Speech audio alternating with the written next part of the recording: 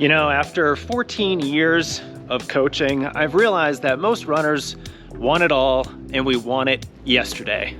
Of course we want that PR, of course we want that really sexy 20-mile long run, but sometimes we're just not ready for it. Sometimes we've got to be patient. And in this video, I want to help you think much more long-term about your running in a variety of very strategic ways so that you can actually run a lot faster in the long term. It's not going to make you faster tomorrow, but it will make you faster 6 months and a year from now. Now, there are two main reasons why we do want to take a very long-term perspective on the sport of endurance running.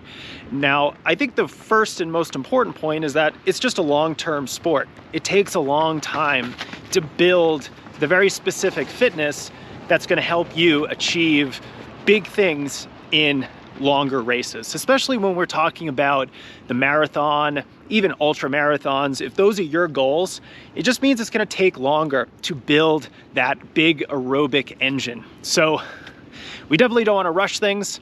And the number two reason why we want to take a long-term perspective on the sport is because it has a high injury risk. Running has an injury risk of about 60 to 75% annually, which means most runners are going to get hurt every single year. And that's a really terrible statistic. And so by thinking a little bit more long-term and not taking shortcuts with our training, we're going to be a lot more productive. All right, let's talk about some of the ways that we can inject more of this long-term thinking into our training approach. I think the number one way that we can do this, because a lot of runners think about their overall volume or their weekly mileage, is to shift to a longer term perspective.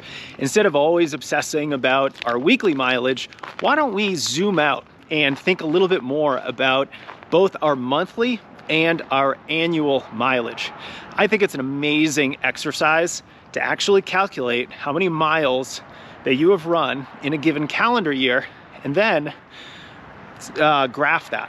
Graph it over the last 5 years or so. Is your mileage overall declining or is it growing?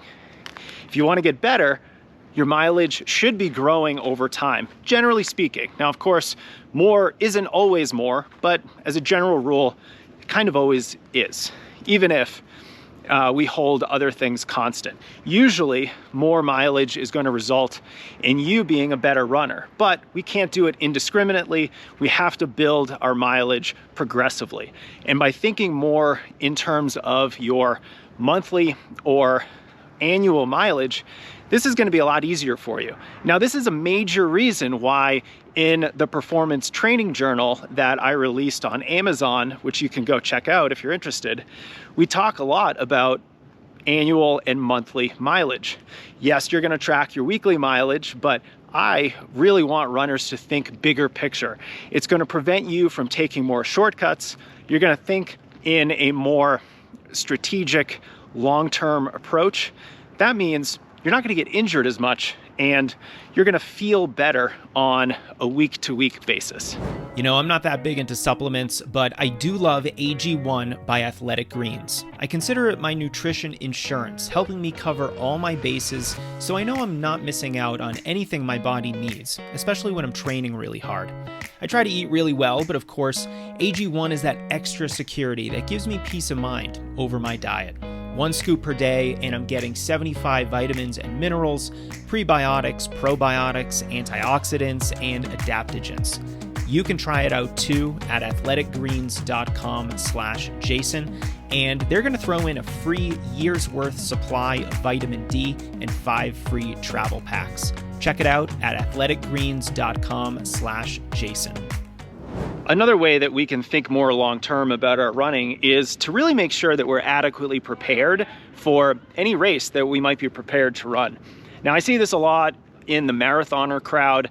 A lot of marathoners jump from race to race to race, and they don't give themselves enough time to truly recover and build up a good base of fitness before they start training for their next marathon. So if you're running 2 or 3 marathons a year, this might be you. And I think that your overall development as a runner and the likelihood of you running a much faster marathon is going to be dramatically increased if we just give ourselves a little bit more time to build that base, to not rush the progression of our long runs, to give ourselves more at-bats at some of those longer long runs, like the 18 to 20 mile distances that are gonna help us build the very specific fitness we need for the marathon itself. So if you are always giving yourself, relatively short 12 to 16 weeks for your marathon prep, it might be a really good idea. Take a step back, give yourself more time so that when you do start training for a marathon, you're already running a 10 to 12 mile or 16 to 20 kilometer long run, and that's gonna put you in a much better position to succeed. Finally, I want runners to simply allow themselves to shut things down if they're not feeling well. So if you don't feel good, or if you're sick, or if you're dealing with a niggle or some kind of problem with your running, don't be afraid to skip a day of training.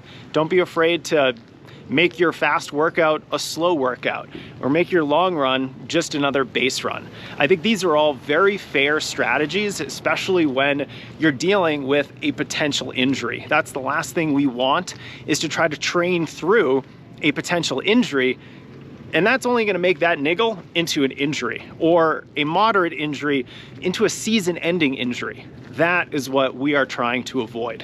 So if you're the type of runner who tends to run through injuries, I know I was that kind of runner myself.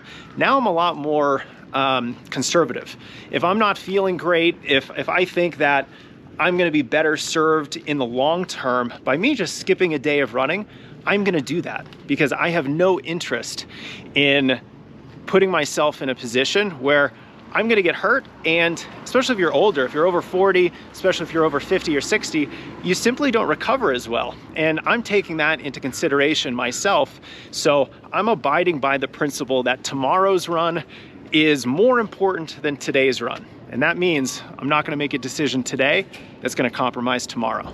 All right, my friends, I hope this was helpful as you embark upon your 2024 race goals and you're trying to plan out the year and trying to be more strategic with your training decisions and how you structure your training to reach more of your goals.